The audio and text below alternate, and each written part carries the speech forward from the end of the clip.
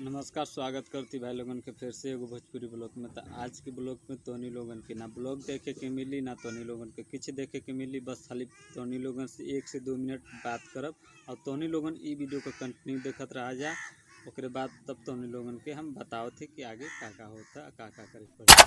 जैसे कि अगर हम तोनी लोगन को बता देती, अपने जान पहचान के आदमी क्यों भी होके चाहे केहू के वीडियो अगर तोहनी लोग अपने यूट्यूब के माध्यम से देखत बड़ा, यूट्यूब पर देखत बड़ा, तो तोहनी लोग वीडियो के कंटिन्यू देखत रहा, शुरू से लास्ट तक देखा।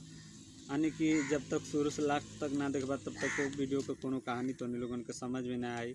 आगे के बात जौन की उम्मीद जौन देखे करे ओके समझ में ना आई। तो हम ये कहब कि मात्र कोनो ऐसा वीडियो देखे के होई तो तोहनी लोगन शुरू से अंत तक देखिया जा।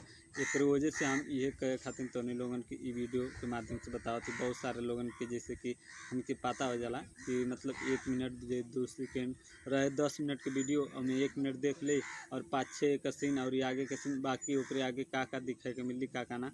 तो तोहनी लोगन पूरा शुरू से अंत तक देखा, तभी तोहनी लोगन के वीडियो में समझ में आई कि का मैं देखे के मिला था।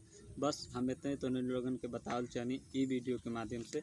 तो लोग शुरू से अंत तक केहू का वीडियो देखा, कैसनो वीडियो देखा, अगर अच्छा लगा था तो ओके शुरू से अंत तक देखा, तब तोहनी लोगन के मतलब आगे का कहानी और मतलब कुछ बात या कुछ जगह या कुछ सीन तोहनी लोगन के देखे के मिल जाए। बस अब तोहनी लोगन के यहाँ लास्ट वीडियो रहा।